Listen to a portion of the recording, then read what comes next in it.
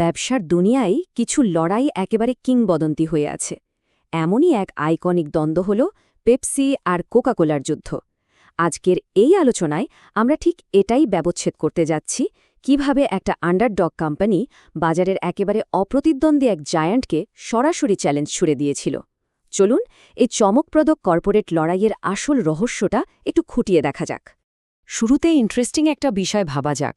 কোনো একটা চূড়ান্ত ব্র্যান্ড যুদ্ধে জেতার জন্য কি শুধু সবচেয়ে সুস্বাদু পণ্য হওয়াই যথেষ্ট? মানে একটা কোমল পানীয়ের ক্ষেত্রে স্বাদের চেয়ে বড় আর কী বা হতে পারে, তাই না?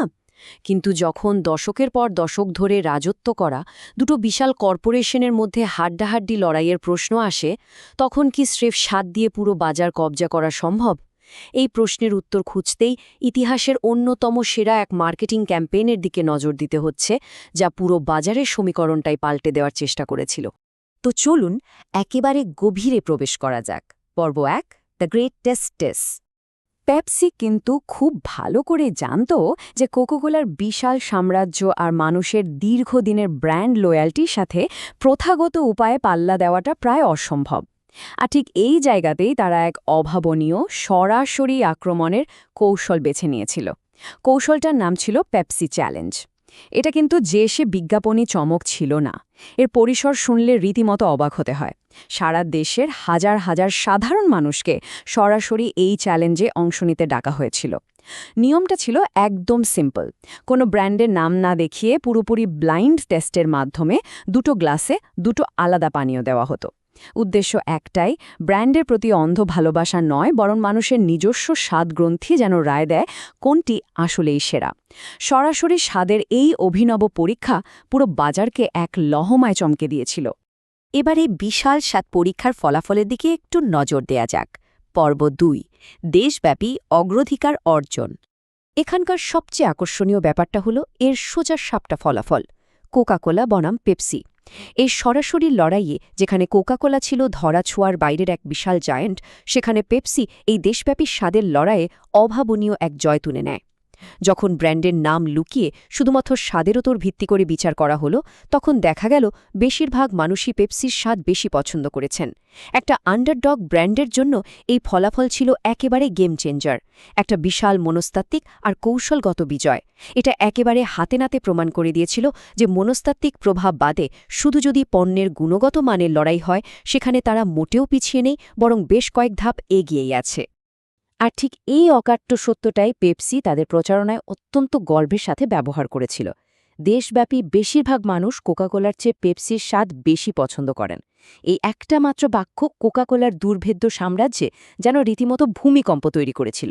এটা কেবল একটা ফাঁকা বুলি ছিল না, এটা ছিল হাজার হাজার সাধারণ মানুষের দেওয়া একেবারে রিয়েল লাইফ রায়। পানীয়র জগতে পেপসির এই বিজয় তাদের আত্মবিশ্বাসকে আকাশচুম্বী করেছিল, আর ভোক্তাদের মনে এই ধারণাটা শক্তভাবে গেঁথে দিয়েছিল যে জনপ্রিয়তায় পিছিয়ে থাকলেও স্বাদে পেপসিই সেরা। তবে ব্যবসার এই দাবা খেলাটা এবার ভিন্ন এক মোড় নিতে শুরু করে।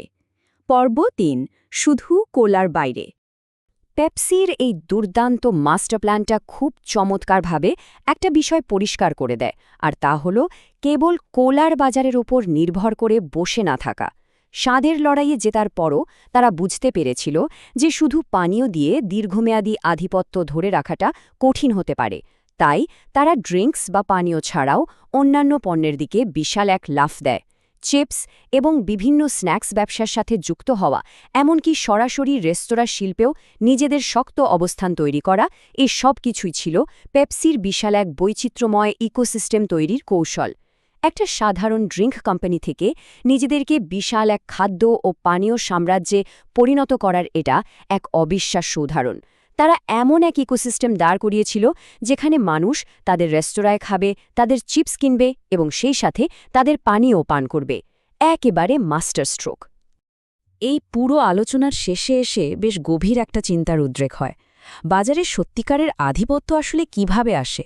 এটা কি কেবল একটা দারুণ স্বাদের পানীয় তৈরি করে পেপসি চ্যালেঞ্জের মতো স্বাদ পরীক্ষায় জেতার মাধ্যমে আসে, নাকি কোলার যুদ্ধক্ষেত্র থেকে সুকৌশলে সরে এসে চিপস, স্ন্যাক্স আর রেস্তোরাঁর ব্যবসায় সফলভাবে বৈচিত্র্য আনার মাধ্যমে দীর্ঘমেয়াদী সাম্রাজ্য টিকে থাকে?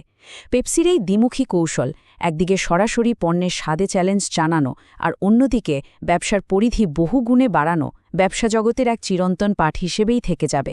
আজকের এই আয়োজন এখানেই শেষ হচ্ছে, তবে এই প্রশ্নের উত্তর খোঁজার দায়িত্ব চিন্তাশীল মস্তিষ্কের কাছেই তোলা রইল।